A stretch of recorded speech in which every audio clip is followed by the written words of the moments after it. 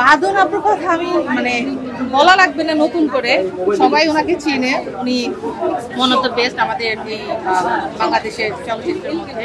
যে কোনো শর্টগুলো বলেন, একদম ডিটেল শর্টগুলো, মিউজিক, দেন ডায়লগ ডেলিভারি, মানে আমার ফ্রেন্ডেরটা না শুধু সবারই ভালো হয়েছে, করে যাবে, খুবই ভালো হয়েছে।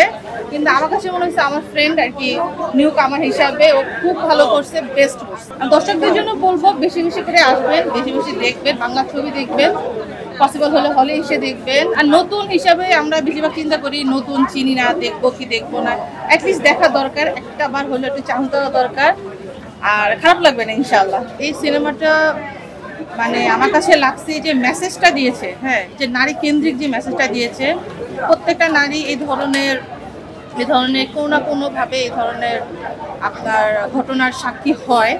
আমার কাছে মনে হয় যে প্রত্যেকটা নারী হয়। তো আমার কাছে লাগলো যে মেসেজটা খুব ভালো হয়েছে।